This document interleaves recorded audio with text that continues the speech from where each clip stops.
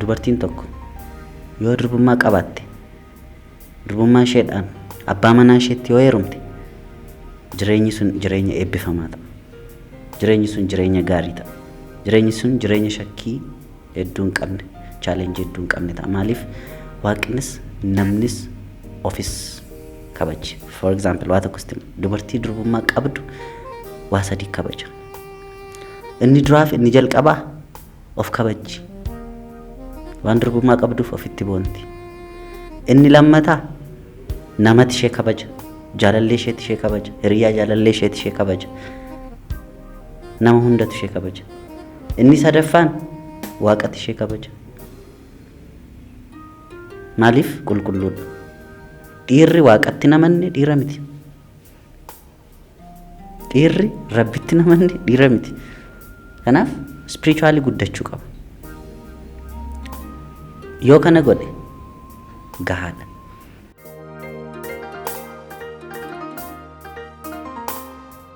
Social media irratti wantootaan argaa jiru koomeediidha ta'ee dhugaadha ta'ee piraankiin nu gochaa jiru ta'e hin beeku. Namoota ogeessa fayyaa baratanis keessa jiru. Namoota haadha manaa ogeessa fayyaa ta'an fa'aa ta'uu danda'u. Maal jedhaa jiru sitti fakkaate durbummaan badeen deebi'aadha jiru.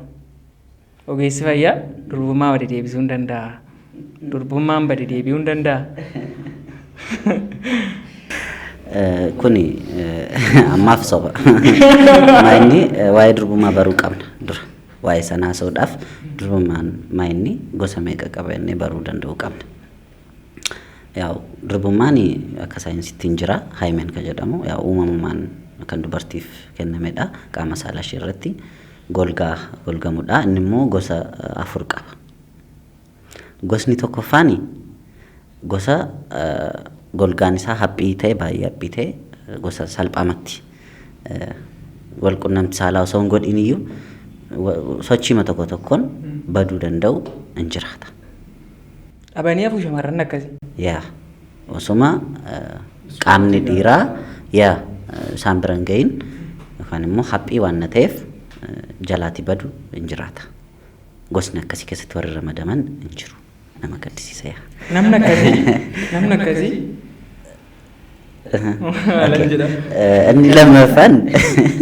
Inni lammaffaan durbummaa sirrii matee yookaan immoo yabbuus hin taane haphiis hin taane giddu galeessa kan ta'e kan wal qunnamtii saalaa yeroo godhamu badu hin jiraata. Wal qunnamtii saalaadhaan kan badu hin jiraata. Inni gosa lammaffaadha. Gosni sadaffaan immoo jabaataa kan ta'e durbummaa salphaatti baduu hin dandeenye. Qaama dhiiraatiinis wal qunnamtii saalaadhaan baduu hin dandeenye kan ulfaatu jechuudha. Inni sun meedikaalii hospitaala deemanii opereeshiniidhaan baduu hin danda'a. Gaafa heerumuu barbaadu yookaan gaafa wal qunnamtii saalaa godhamuuf yaalamu qaama dhiiraadhaan waan hin banneef meedikaalii opereet ta'ee wanti badu jira. Inni arfaffaaf inni dhumaan durumaan golgaa kan hin qabne garuu durbummaa kan qabdu dubartiin hin jirti jechuudha. Golgaan irratti uumamee hin jiru garuu immoo dhiira faana walitti buutee hin beektu. Durbummaan ishee garuu hin jira. Kanaaf kan akkasiis mudachuu danda'a. Kana arfantu jira. Kanarraa kan hafe isa bade sana deebisnee finna jedhan artifishaal ingidihi wanti yaalamu gara fuulduraa yoo jiraate teekinooloojii jennee darba. Namni baay'een maalitti hubataa kanarratti dhugaa haasa'uu qabna.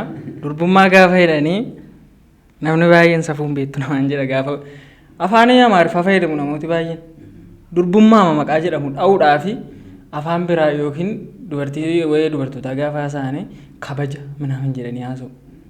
Durbummaa erga afaan Oromootiin maqaan moggaafame durbummaa inni haasa'u maqama. Keenya waan ta'eef. Kanaafi isaan hubannas immoo maaliif seete afaan Oromoo keessatti taabuu yookaan immoo safuu hedduutu jira.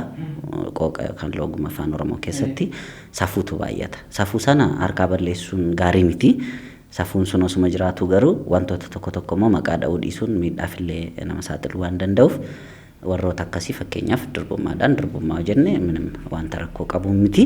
Taabuu jiran yookaan safuu jiran garuu warra kaan haaluma amma jiruun watti fufee uummanni Oromoo natti tola. Akka ogeessa fayyaatti ogeessi fayyaa yeroo baay'ee nama saayikooloojii dhasee yaada. fallisee yaada waan kanarratti jechuudha. Namni baay'een dhiigaa jedhu sii galee dhiigarra darbee garuu saayikoodhaan jedha. Sii galeera miti. Shamarri tokko gara jireenya keetii dhufuudhaaf waan sun jiraatee baatee durummaan jiraachuu baatee erga gara jireenya keetii dhuftee qabaattu hadhabdu. Saayikoo dhiira tokkoof garuu gaariidha. Ana akkasitti yaada. Baay'ee kasi dhibu saayikooloojii qofa miti. Uumamumaanuu waan uumaan dur nutti hime dubartiin tokko yoo durbummaa qabaatte durbummaa isheedhaan abbaa manaa isheetti yoo heerumte jireenyi sun jireenya eebbifamaa ta'a. Jireenyi sun jireenya gaarii ta'a. Jireenyi sun jireenya shakkii hedduu hin qabne, chaalenjii hedduu hin qabne ta'a. Maaliif waaqnis namnis ofis kabaja. For example waa tokkosti dubartii durbummaa qabdu waa sadii kabaja. Inni duraaf inni jalqabaa of kabajji. Waan durbummaa qabduuf ofitti boonti. Inni lammataa namatti ishee kabaja. Jaalallee isheetti ishee kabaja. Hiriyaa jaalallee isheetti ishee kabaja. Nama hundatu ishee kabaja. Inni sadaffaan waaqatti ishee kabaja. Maaliif qulqulluudha. Waa sadiidhaan kabajamti. Kanaafuu durbummaan akka salphaatti waan laalamu miti. Garumoo namoonni durbummaa dhaban dubartoonni hin heerumani jechuu miti. Waaqtis kana hin beeka. Phaawulos wangeela irratti yeroo baay'ee waan dubbatu hin jira. Namni durbummaa dubartii durbummaa qabdu yoo fuudhee gaarii godhee isheen qabnes immoo fuudhuu danda'a. Hin dhorkine. Kanaaf jaadaatiinis warri durbummaa qaban jiraachuu danda'u. Dogoggoraan dhabuu hin danda'u. Dhiirris immoo dirqamsiisee warra durbummaa isaanii irraa fudhatutu jira. Warris immoo fedha isaaniitiin dabarsanii kennan hin jiru. Doorsifamanii ta'uu danda'a yookaan immoo attaallalamanii ta'uu danda'a. Kanaaf sana hin hubanna. Garuu immoo dubartiin durbummaa qabdu waa sadii ishee kabaja. Sana qabachuun baay'ee gaariidha. Kanaafuu barbaachisaadha. Annaa isa kanaafi akka ogeessa fayyaattis dhageessaniittu durbummaan bade hin deebi'u. Abadan. Sixootaa wantina kennaa tokko nama laattee kennaan sii kenne sana naa kenne jechuudha. Sii galee. Kanaaf dhiira dubartii takka durbummaa ishee nama tokkoof yoo kennite erga kenniteen boodatti ammoo nama biraatiin yoo namni biraa fuudhu durbummaa kan kenniteef san yaadatti malee isa jala qaamumaan jala jiraatti malee garuu ammoo saayikoodhaan yaanni ishee waan hundi jaalalli isheen kennituuf dhiira durbummaa kenniteef sanii jedha. Yeroo tokko tokko uumamuu jechuu hin dandeenyu ni uumama waan akkasii. Maaliif dubartiin kamuu dura durbummaa ishee dhiira kenniteefiif iddoo guddaa kenniti. Kana jechuun garuu yeroo hunda dhugaa ta'a jechuu miti. For example dirqisiisee namni warraa fudhatee dhiira sana indoom jibbaan yaaddi. Sii galee jira miti. Yookaan immoo ishee dogoggorsiisee osoo isheen itti namaniin yoo godhes wanta sana isheen isa yaaduu dhiisuu dandeessa abbaa manaa ishee sana yaaddi. Dubartoonni tokko tokko immoo jiru. Dubartoonni qaxalee hin jiru. Takkaa dogoggoranii wanta sana godhu lammata garuu dogoggoranii deebi'anii. Maal godhu abbaa mana isaaniitti citanii abbaa mana isaanii jaallatanii laphee isaanii guutuutti amananii warri jiraatanis immoo hin jiru. Isaan garuu warra eebbifaman ta'uu qabu. Kanaafuu dubartiin durbummaa qabdu dubartii eebbifamtuudha obboleessi keenya. Kanaafuu akkuma armeen keessanis hin deessetti abbaa manaa keessan bira deemaan jedha gagoota. Dubartii akkamii barbaaddaati? Durallee yaanni kiyyaa kanuma waaqayyo jettee haa taatudha. Ammas itti fufa. Garuu immoo kiraateeriyaa namni ta'eyyuu hin qaba namni hundumtu. Ergan kuush poodkaastii dhaggeeffadhee namni tokko yeroo haasa'u dhagayeera. Deebisii garamaatti isheetti galchii kan jedhu qaba of keessaa garuu isaas hin galchuu garuu duruma of eeggachuun immoo baay'ee gaariidha. Akka fayyaattis waan haasamu jira of eeggachuun yaalamuu caalaadha. Kanaaf duruma gaafa itti seennu dubartootuma durbummaa qabdu osoo barbaaddatanii baay'ee namatti tola. Warri dhiiraa. Keessa goorta dhugaa waaqayyo. Warra kaaninis immoo sinin fuunu jechuu miti. Yoo dhabne isinumatti deebina.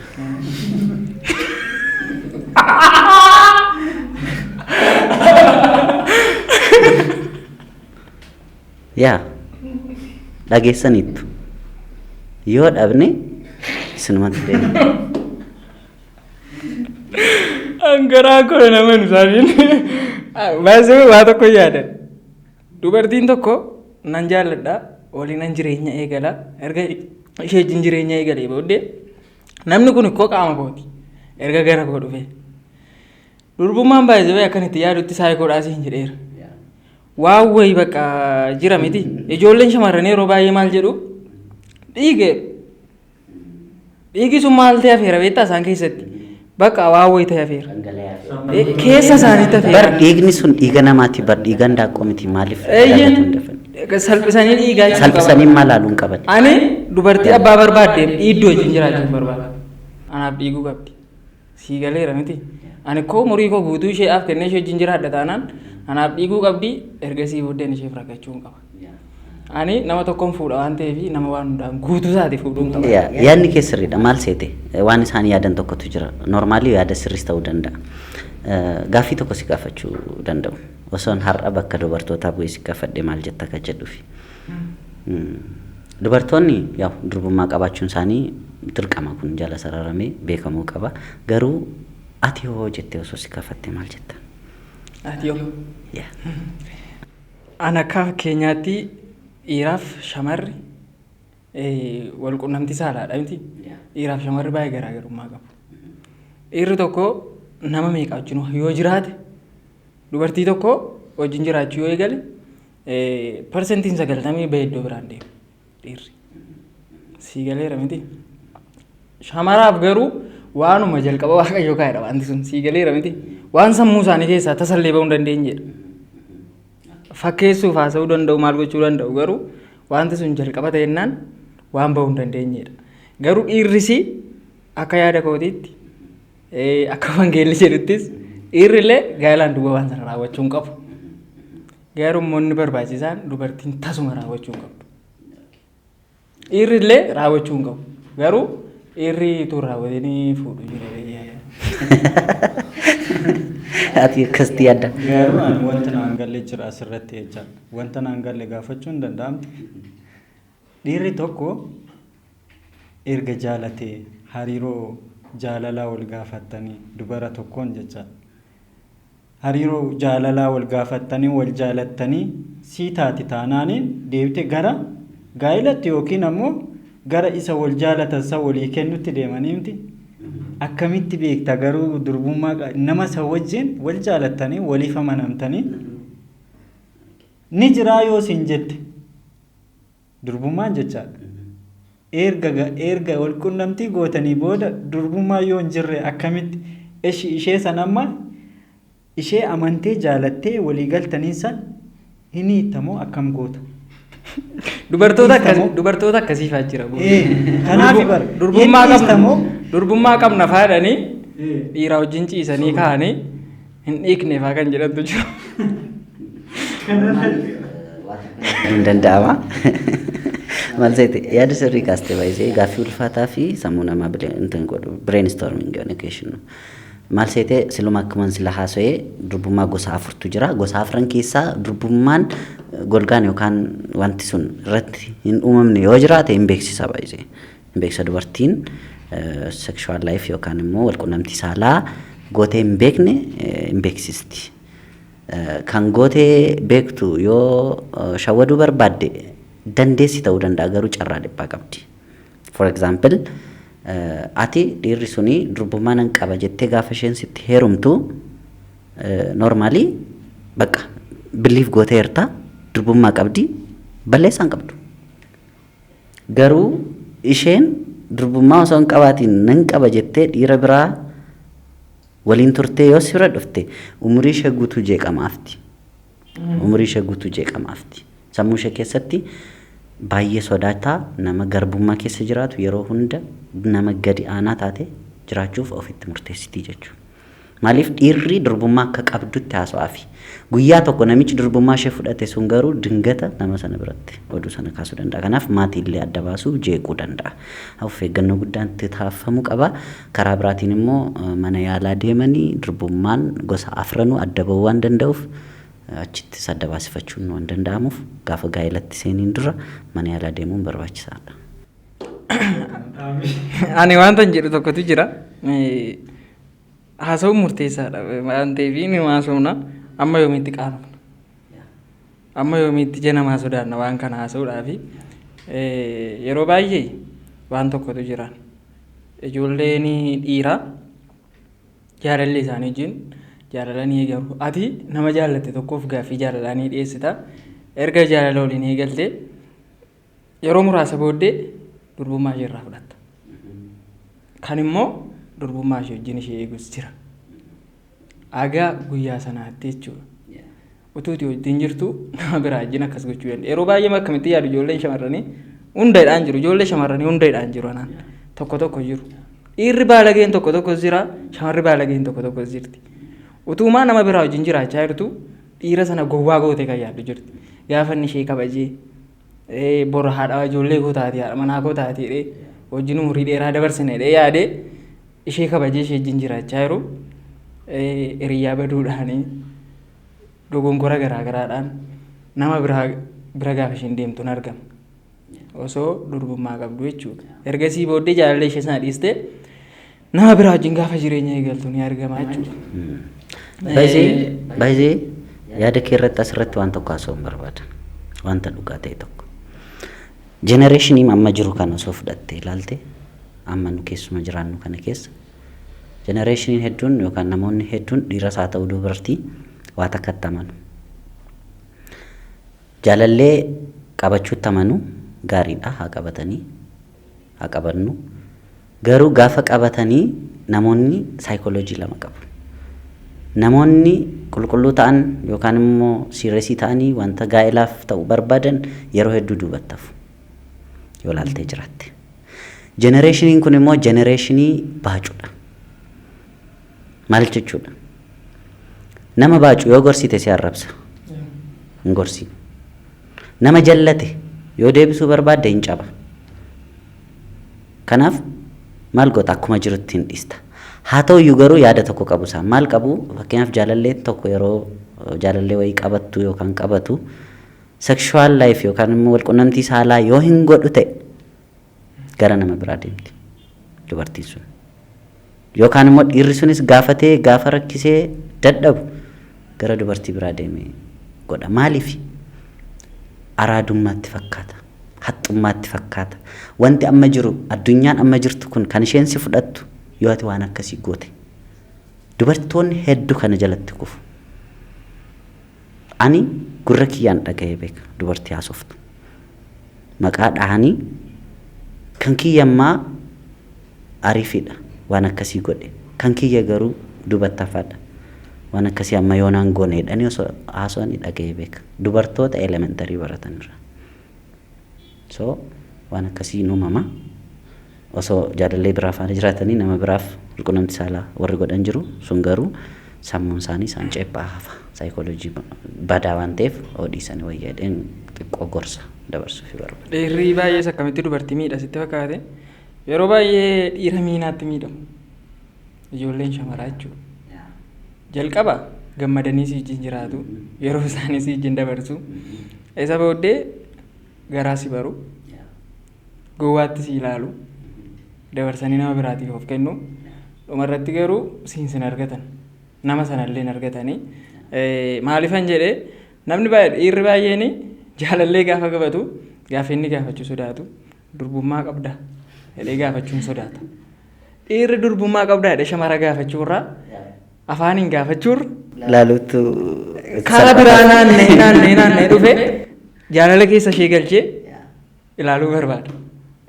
Gaafa irraa dhabeedhu afaan isaa qabatee dhiise tokko dhiirri baay'een yookiin immoo rileeshinii biraa wajjin itti fufee yeroo muraasa booddee ishee dhiisa.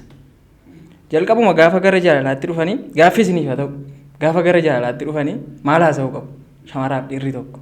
Wayii durbummaa haasaa irra miti maal murteessaadha jaalala keessatti waan murteessaadha. namni dhiirri shamarreen tokko dhiira tokko fakkoo barbaachistu dhiirri illee shamaraaf akka barbaachisu durbummaan immoo gaa'ela namaa keessatti barbaachisaa jaalala keessatti otoo hin taane gaa'ela keessatti kanaafuu namni tokko jalqabuma gaafa walitti dhufu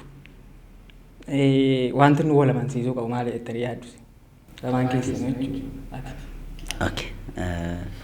Akka kiyyatti namni kamiyyuu dura jaalalatti osoo hin seeniin dura hiriyaa ta'uu qaba jedhee yaada. Maaliif wal qorachuun waanuma jiru. Sanaaf waan hundayyuu osoo afaanii baasteen gaafatiin beekuu dandeessa takka yeroo takka. Maaliif namoota dhiirri tokko gaafa jaalallee qabachuu barbaadu dubartii sana hin hordofa.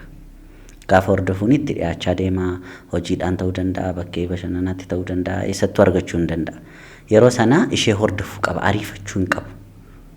Sigalee san booda garuu osoo jaalala isa jaamaa sana keessa hin galiin dura waa'ee sana fixuu qaba. For example durbummaa qabdaa jedhee gaafachuutiin dura inni maal akka barbaadu beekuu qaba. Baay'ee dubartoota irratti qofaa murteessuunis hin danda'amu. Namichi sun maal barbaadee dubartii sana bira deeme dura. Sigalee irrame fannoo ማለት akka haasaatti ishee faana yeroo dabarsuudhaaf qofa chiil gochuudhaaf qofa ishee barbaadamu booda gaa'ila keessa galuuf yookaan immoo seet godhee goolii kaayyoo qaba kan jedhu isa ofumayyuu of amansiisuu danda'u qaba dura. Namni dhiirri tokko of amansiise dubartiin tokko yeroo durbummaa dhabdus haa ta'u argattu osoo wal qunnamtii saalaa hin godhin baruus beekuus hin danda'a dhiisee deemuufis yeroo sana humna argata. Hankanaasii garuu erga jaalala keessa seenee keessaa ba'uudhaaf baay'ee turfaata. Osuma durbummaan qabdu ta'eyyuu itti fufee haasoo sana itti fufuu danda'a. Kanaaf osoo wal qunnamtii saalaa hin godhin dura jaalallee qabachuudhaan dura baay'ee qorachuun murteessaadha. Dadhabina shamarranii haasofnaa. Shamara qofa miti dadhabina kan qabani jenneetu shamarran dadhabinni isaan qabani waa sadii silasiif kaasee sana yaaduu dhiisuu isaaniiti. Namni tokko konfidensiis kan qabaatu ofisa kan kabaju dura yoo durbummaa qabaate of kabaja. Namni biraa isa kabaja ishee kabaja waaqxillee ishee kabaja. Sana sammuu ishee keessatti yoo qabatte durbummaa taatee turuun haxxummaa yookaan araadummaa isa jennu isa guddaa akka ta'e barti. Qaruuxee isa cimaa akka taate of baruu qabdi. Yoo garuu abbaan barbaade taasaate abbaan barbaade akka barbaade ishee argata ta'e dubartii rakasha. Kanaaf gaa'elaaf irreen barbaadamtu. Dhiirri immoo saayikooloojii keenya hin beekta. Amma barbaadne yoo haasofne amma barbaadne yoo taphanne boodarra gaa'elaaf gaafa geenyu umuriin keenya gaafa gaa'elaaf ga'u gara dubartii sirriitti deemna. Gara dubartii sirrii barbaaddachuutti deemna. Maatiidhaan nu barbaada dubartii sirrii jenna. Wiriyaadhaan na barbaada dubartii gaa'elaaf taatu jenna. Maaliif dubartittii ishee nuti faana ciisne dubartittii ishee faana nuti faana turreetu rakas akka taate argine jechuudha. Sigalee kanaaf akka sanatti dubartoonni osoo yaadanii for example waa dubbachuuf hin ture haa ta'u nu dubbadha nu dhowwadha jechuu barbaadeen ture. Hoggaa nu dhowwattan hoggaa dhiira kamiyyuu dhowwattan gaa'elaaf yeroo gootti qofa kennina jettanii yoo of amansiistan nu isin kabajna of isin kabajju rabbis isin kabaja inni ergaa dabarsinee fixuudha. Cabacabi exaamrii isa kabiraa immoo dadhabina shamarranii gaafa ammasii hin jedhu dadhabina isaanii osoo hin taane dadhabinumatti wantina kan isaan yeroo baay'ee of shawwadan jira miti. Amma fakkeenyaa fi obboleettii qabaachuu hin danda'u hundi keenya obbolaa qabna. Shamarri shamaruma ija tokkoon ilaalla bakka. Shamara bakka kamittuu ija tokko ilaaluu qabda gargaaruu qabda. Garuu ijoolleen shamarranii wanti isaan yeroo baay'ee shawwadamanii yeroo dhiiraa wajjin walitti dhufanii jechuudha. Lammata shawwadamuu qabanii jedhee kana yaadu. Isuma dhugaadha. Lammata gaafa dhiira tokko wajjin jiraachuu eegalan kan isaan sobamuu hin qabne maal isinitti fakkaata. Amma si bira jiranitti ijoolleen shamaraa haga si bira jiranitti baay'ee wanti nagaa situ durbummaa shamaraa durbummaa qabdu jechuudha. Shamara durbummaa qabdu haga isheen si bira jirtutti hin kunuunsitaa hin jaallatta maal goota. Sii galee yeroo sana isaan immoo hin kooru ogummaa kan qabu isaanii baay'ee ofitti amanu. Isa booddee balleessaa wayii balleessiti. Sirraa adda bahuu yaadde ta'uu danda'a. Waan sana dhiirri irratti bareennaan kaduraa caalmaa dachaa dhibba jaallatan deebise. Aga ishee cabsutti, aga kabaja ishee bakka balleessutti baay'ee ishee jaallata. Erga kabaja sanarraa balleesse booddee garuu sababa ka'eef qabanne jalqaba. Sababa isheen waan biraa irratti gochaa jirtuu fi baay'ee ishee jaallateera. Dhugaatti fakkeesseera. Dhiirri baay'ee fakkeessa baay'ee. Ergasii booddee ijoolleen shamaraa maal ta'u hin cabu. Ofitti amanamummaan isaanii hin badaan bakka si jaallachuutti deebi'u fala dhabanii jechuudha. Jalqabumaa jechuudha. Utuu gara kee hin dhufin maaliif akka gara kee dhufan beekuu qabu. Maaliif akka si jaallatan beekuu qabu. Waan si wajjin godhan illee beekuu qabu. Isa kanaaf jalqabuma dhiirri gaafa isaan jaallatu iyyuu maaliif akkanatti na jaallate. Gaafuma walquunnamtii saalaa gochuuf tuunni gaafate iyyuu maaliif na gaafate. Saatii kana maaf na gaafate. Walquunnamtiin saalaa gaa'ilaan booda hin danda'amu bakka. Utuu gaa'ilaan dhaabatiin hin danda'amu. Akkuma ati jettee dhowwadhaa jechuun barbaadanis. Ergaan nuti dubartootaaf qabnu baay'ee waan sin jaallannuuf ergaa akkasii dubbachaa jirra. Nuti ergaan nuti qabnu ergaa tokko. Maayinni innis gaafa rileeshinii yookaan immoo walitti dhufeenya dhiira tokko faana godhatanii sarkilii wayii kaawwadhaatii sarkilii sana keessatti taphachuuf yaada. Sarkilii osoo hin kaawwatiin yoo deemtanii bakkuma namichi sun sin fudhatee deemtu waan ta'eef sarkilii sana keessaa hin bahinaa jechuun barbaada. For example yeroo baay'ee waan baay'ee na qunnama. Dhiirri dubartittiidhaan wal qunnamtii saalaa hin gaafata miira waan qabuuf. Dubartoonni garuu maal jedhanii yaadu bakka nafaana waan akkasii qofa gochuuf na barbaadda waan ta'eef na gaafatte malee waan na jaallattuuf miti jedhanii yaadu. No, tootaalii dogoggoradha. Maal ta'uu qaba tureyyuu dubartiin suni gaafa dhiirri gaafatu okay gaaffii sana fudhachuu qabdi. Accept gochuu qabdi. Dhiirri sun gaafachuu danda'u mala hin danda'as. San booda erga fudhattee booda maal gochuu qabdi? Yaa beebii yookaan immoo haanii jettee anallee miirri akkasii na keessa jira. Miirri si waliin akkas raawwachuus na keessa jira. Garuu yeroo sirriidha jedhee yaadu. Hagan qophaa'utti na eegi. Garuu waa tokko si gaafadha. Guyyaa boru jaarsummaa gara maatii kiyyatti ergita ta'e, gara charchi kiyyatti ergita ta'e, paasterii kiyya wal barsiista ta'e, waan sanaaf miira sanaaf deemuun koo qophaa'uun koo waan hin oolle waan ta'eef dafii na fudhii guyyaa sana sirriitti si waliin gochuuf fedhan qaba jettee yoo itti himte dhiirri sun kaayyoo godhata. Yoo isheen jaallatte sin godha. Hin godha.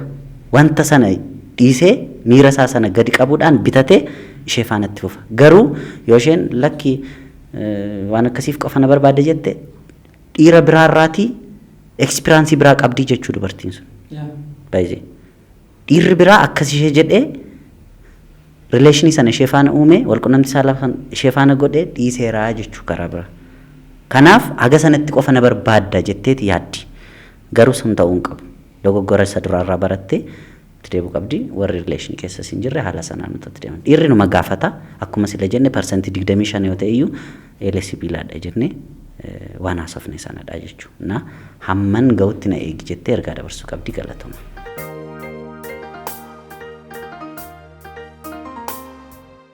Amma yeroo hundumaayyuu gaafii mana kanatti gaafatamu. Keessummaa dhufe hundaayyuu gaafii gaafatamuudha. Silleen gaafatamaa jechaadha. Dhiirri dhiira akkamii ta'uu qaba jetta ati?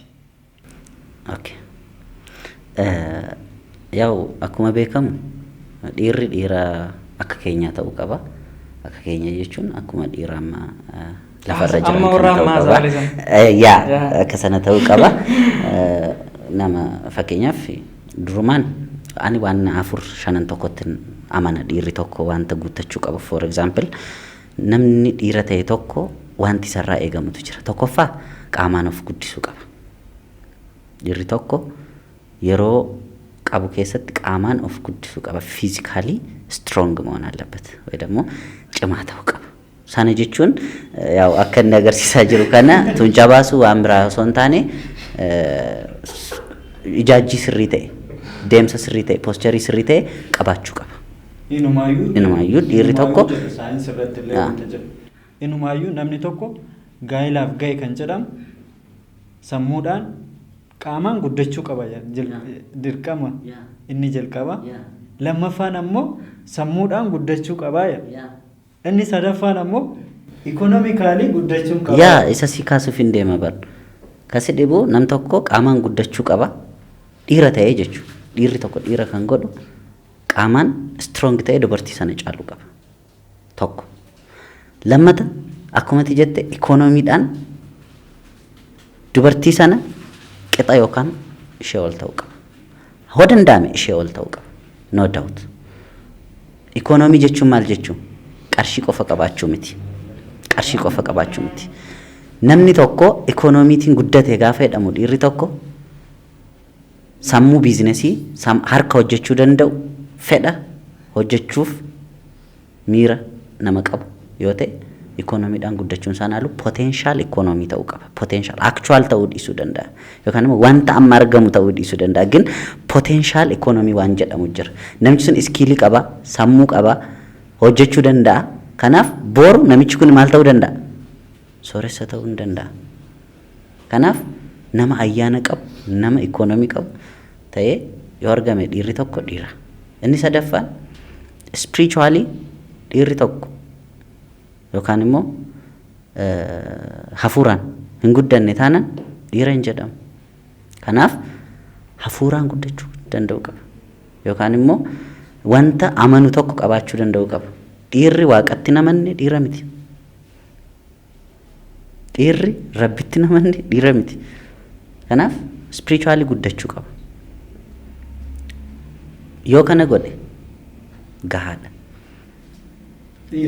dhiira isa jechisiisa ni biraan ni cimaan dhiirri obsa qabaachuu qaba chaalenjiin isa qunnamu chaalenjii xiqqoomti chaalenjiin gurguddaa addunyaarra jiran hundi dhiira qunnamu kanaaf chaalenjii sana keessa darbuudhaaf obsa cimaa nama qabu ta'uu danda'u qaba nama kaayyoo qabu ta'uu danda'u qaba yoo akkas ta'e dhiira dubartoonni hedduun iddootti dogoggoran qabu waa tokko kaaseen darba dhiirri tokko dhiira akkamii yoo ta'e sitti toledha namni gaafa gaafatan dhiira fakkaatu yookaan maal inni wandaa wandeedhu wandaa wandiin suni definitionii qabaachuu qaba for example biyya alaa gaafa deemtu wandaa wandi namni jedhamu jalalleessaaf kiichinii galee nama ittoo danfisuu danda'u yookaan immoo nyaata qopheessuu danda'u dhiira jedhanii jaallatu Itoophiyaa keessatti garuu nama ishee tuffachuu danda'u nama rimootii qabatee taa'uu danda'u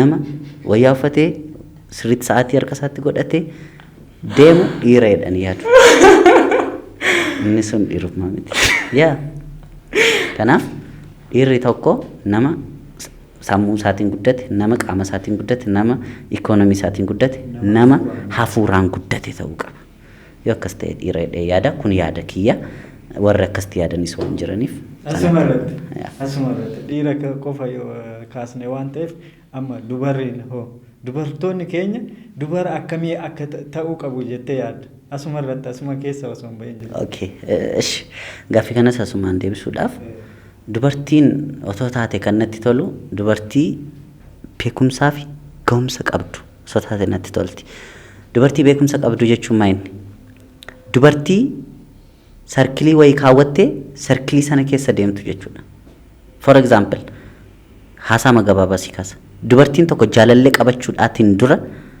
fakkeenyaaf jaalallee akkamii qabachuun qaba jettee baayindarii itti kennattee jaalallee qabachuu qabdu sana immoo haga kamitti faana deemuun qaba jettee haga gaa'ilaatti kaayyoo qabattee dubartii deemtu dubartii of kabaju dubartii ogummaa akkasii qabdu osoo taate natti tola dubartoonni immoo bitamuu danda'uu qabu kuni jecha kiyya sadhumaati dubartiidhaaf bitamuu hin dandeessu taanaan dubartiin tokko dubartii miti amma yeroo tokko bitamuu jecha jedhu kana akka waan garboomaniitiin abbaa warraa nama isaan fuudhe saniif bitamanii jiraatanitti akka garbooman yaa literally isan sitti maa jira baay'ee wanti dogoggoruu hin qabne yaa wanti dogoggoruu hin qabne bitamuu jechuun isuma isaan yaadan sana garbummaadha yaa bitamuun jalatti buluudha bitamuun kunuunsuudha bitamuun yaada ofii osoo yaada qabanii yaada sana mo'amuudha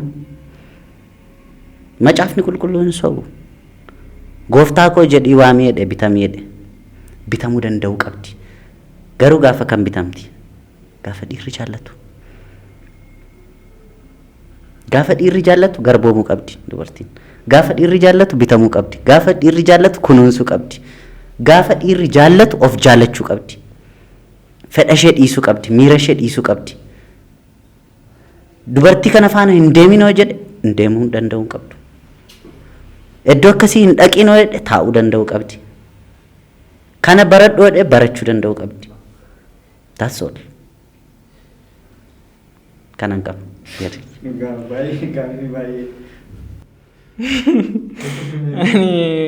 Waan an jedhu dhabe gara kootiin maaliif dhiirri akkamii ta'uu qaba namni baay'een nuuf yaaseera.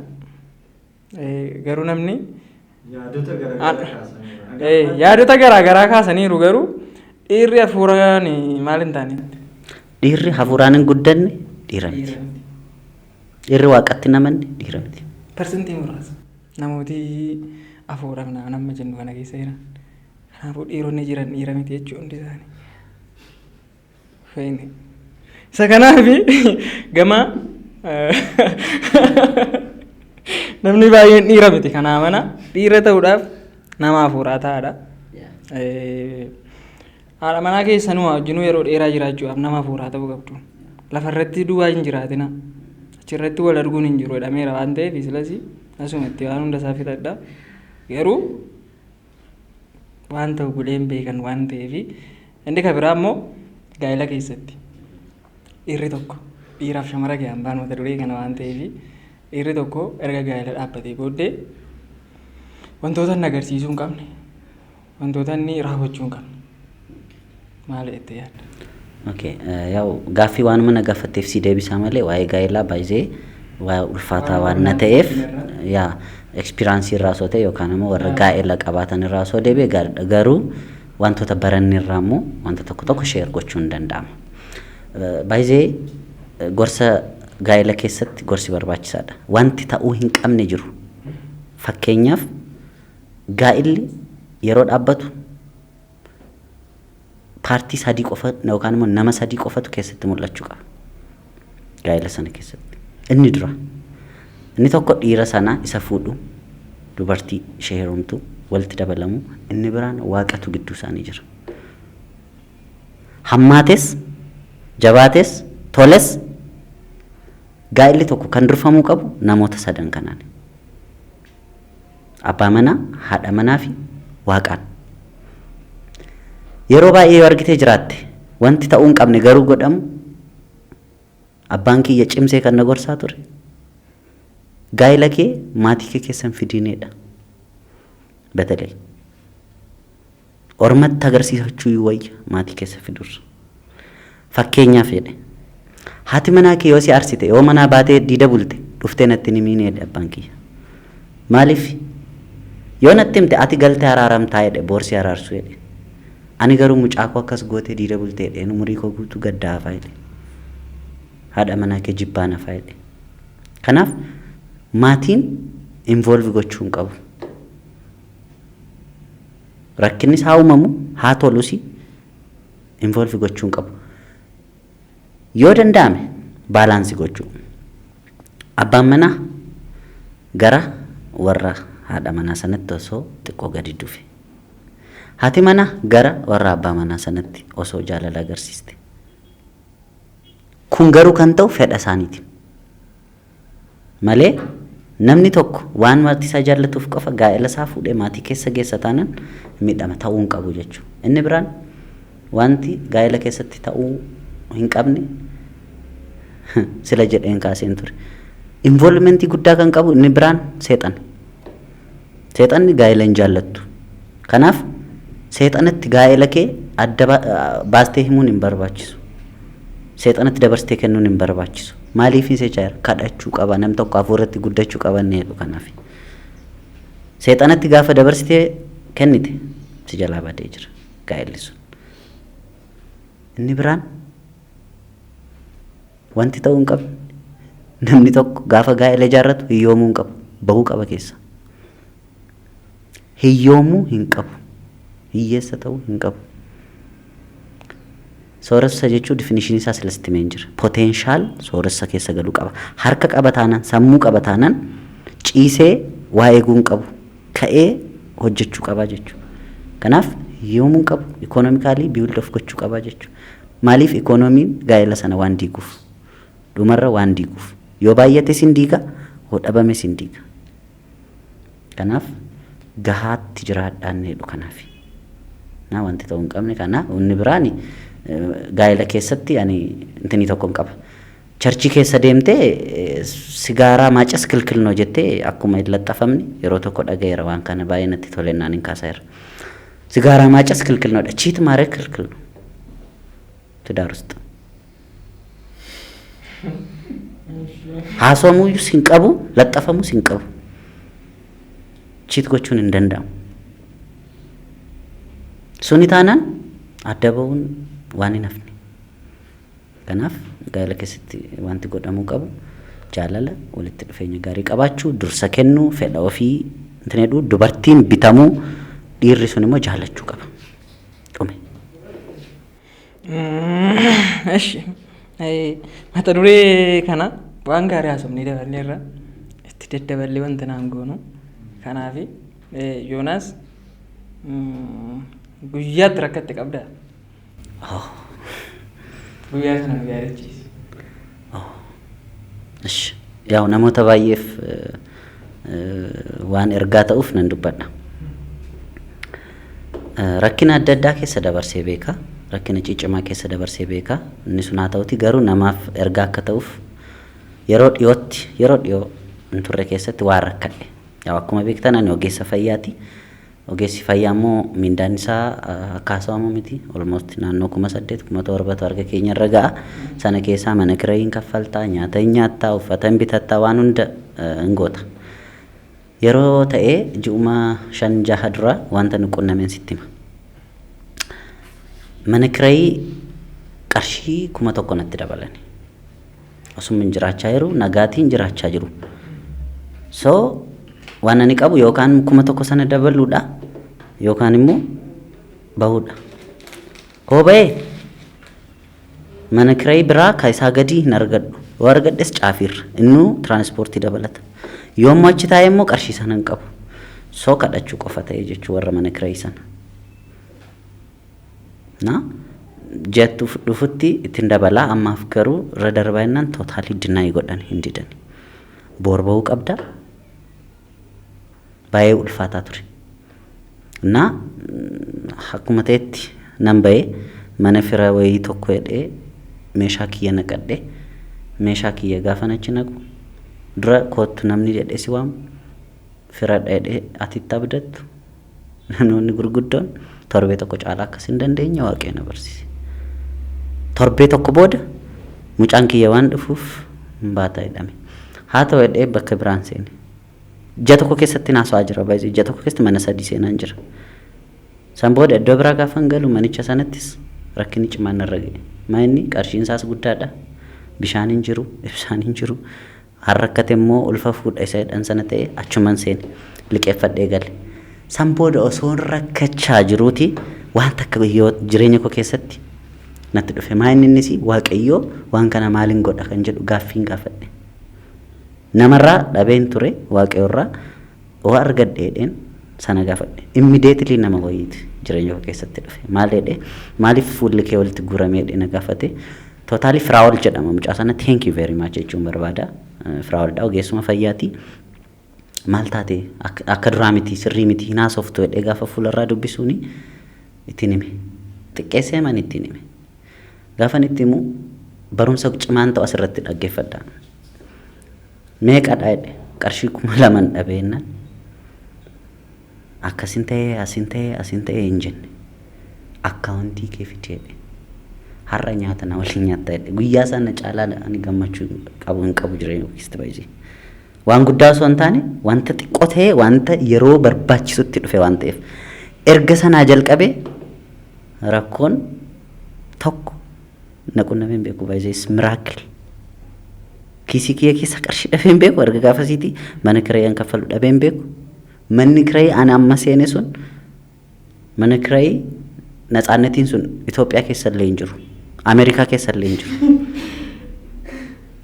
diidatti qaama dhiqatta akka barbaadde bishaan dhangalaasta yoo yaad akka barbaadde ibsaa fayyadamta ofii keenya kaffalla abbaan mana kireessuun achi hin jiru thank you very much blessed na takka rakkina namaa furuun gaariidha har'a gaafa naasa'u darbee waan ta'eef baay'een namoonni mana kiree keessatti rakkachaa jirtan tootaalii gara fuulduraatti kaayyoon koo namoota mana kiree keessatti rakkataniif waadaan hangala qabeenya ani qaburraa parsentii ta'e baay'ee potential haabtaam ስለሚሆን እና waadaan gala osoon laphee koorraa jechuun namoota mana kiree keessatti rakkatan maybe xiqqooshee nan fura jedhee yaada. For that matter prime minister biyya kana yookaan president biyya kana yoon ta'e immoo namoota mana kiree keessatti rakkataniif biyaansi mana kiree mootummaadhaan ijaaramu appaartaamaas haa ta'u gatii gadi bu'aadhaan kaffalanii akka jiraatan yoon gochuu dadhabe yaadanan kaasaa paarlaamaa keessatti. Yaa maaliif waan rakkadhee beekuuf wanta sana keessatti waan nama mana kiree na rakkiseen beeku namni. So rakkoo hedduu keessa darbeera garuu rakkoon isheen kun aisoo jabaadha namoonni rakkina keessa jirtan hin darba rakkina gurguddaa immoo kanaa ol jira namoonni dhukkubsatanii namoonni miraakilii adda addaatiin fayyadaman jiru gurguddaa ta'ee miti kun waan gurguddaa kaasuun barbaachisaa miti jedheeni waaqayyoon maqaan isaa galatoomu ani rakkina hidhee kana kaasuufiyyuu sheemina qabata.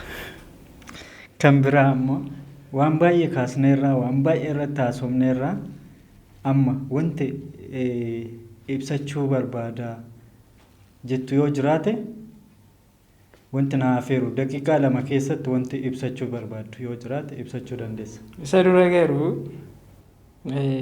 Yoonaas namni jiruuf jireenya isaa keessatti waan baay'ee keessa darba mudannoo jiruuf jireenya keessatti si mudatan yoo jiraate waan darroomuu hin qabnedha mudannooni.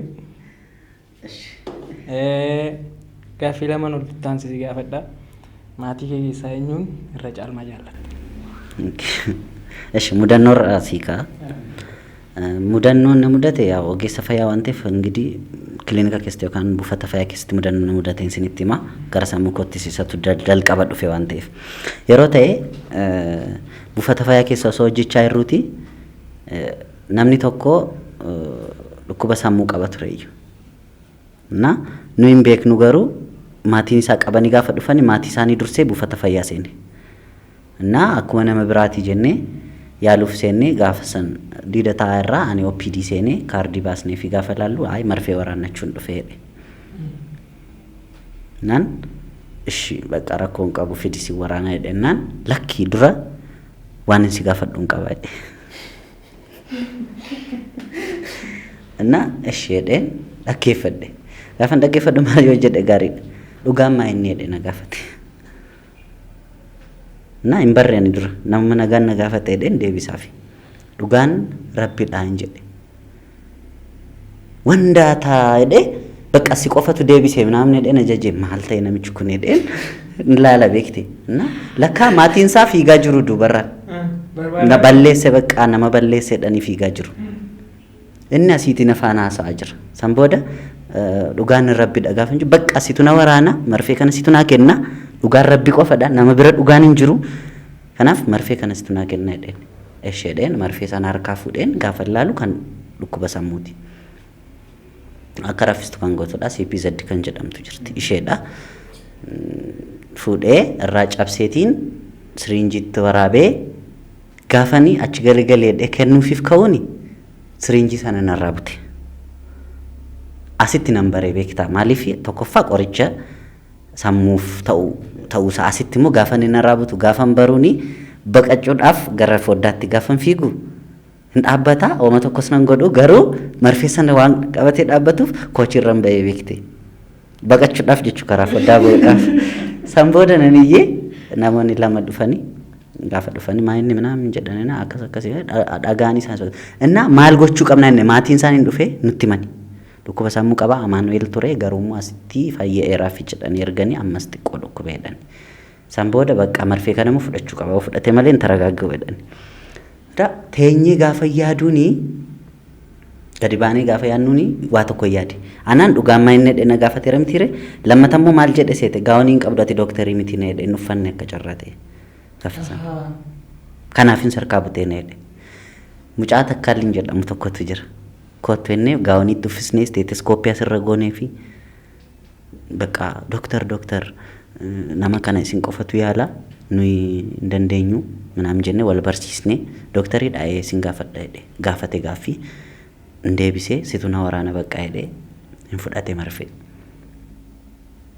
hin fudhate hirrafee san booda taragaggee gaafa ka'u baay'ee jecha inni dubbatetu nagarran hin yaadatu wanta sila godha hin yaadatu waan ani karaa foddaa bahuuf keessana hin yaadatu inni beekta ani naera ammas maal gochuuf hin sagaru he is very gentle he is very genius baay'ee nama sammuu qabu kas dhibu maal jedhe seete akkani gaawoniin godhanne hin beeka ture gaafa achi ka'u ati dooktarii miti needhe maaliif ennaan gaawoniin godhanneedhe lakkaa gaawoniin amma kana akka hiika qabu hospitaala keessatti yuunifoormiin akka hiika qabu naagalee beekte kanaaf asumaan namoonni ogeessa fayyaa taatan yeroo nama yaaltan gaawonii keessan seeraan godhadhaa jechuu barbaada.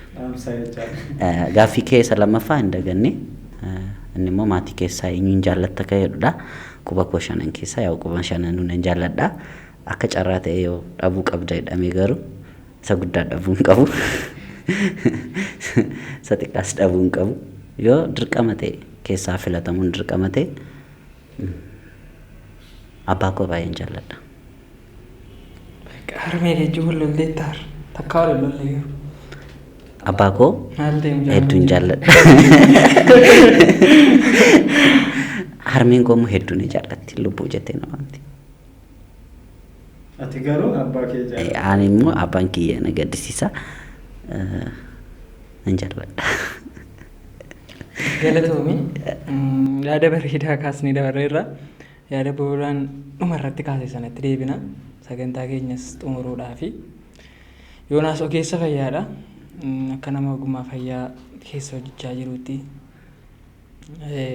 dhaamsa akka waliigalaatti yaadii afee jira yoo jettu yeroon kun kan ka'edha dubbattee yaada waliigalaachuu irratti xumuraa jechuudha. Okay. Galatooma yaa'u jalqabarra yaa'u carraa kana argachuumaafuu yookaan immoo miidiyaa irratti waan akkas akkasii akka fiddan poodkaastii kana hundeessuu keessaniif yaa'u kush poodkaast baay'ee galatooma guddachuu qaba jajjabaachuu qaba jedhee yaada. Inni lammataa ergaa inni qabu tootaalii dargaggoota Itoophiyaa keessa jiranii fi warra dhagaan dingata yoo viidiyoon kun bira ga'e yoo dhaggeeffatanii dargaggeessi amma Itoophiyaa keessa jiru kuni politikaa amma jiru laalee ikoonoomii amma jiru kana laalee sooshaal laayifii amma jiru kana laalee duubatti deebi'uu hin qabu abdii kutachuu hin qabu maaliif yoo jenne namni tokko waan sadii laalee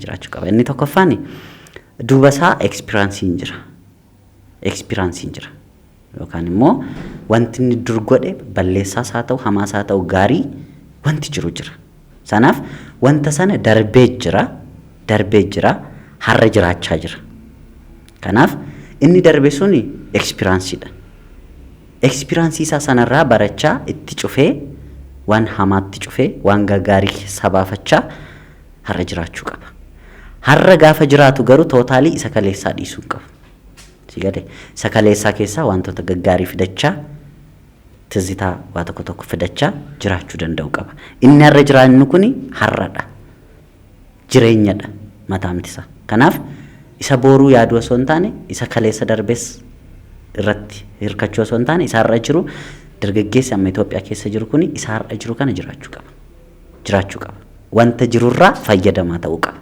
gowwamuu hin qabu duubatti hafuu hin qabu garuu immoo gaafa isa har'aa jiraatu isa booruu dagachuus hin qabu isa booruus immoo fidee jiraachuu of keessa jiraachisuu qaba maaliif inni booruu maal abdiidha baay'ee abdii qabaa jechuudha.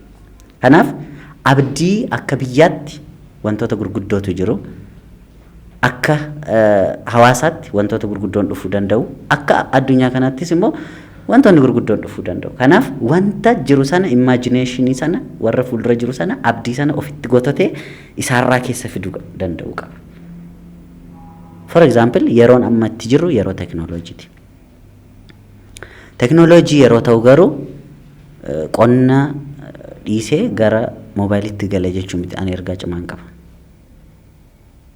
Baadiyyaarra lafti yoo jiraate teeknooloojii fayyadamee haa qotu namni.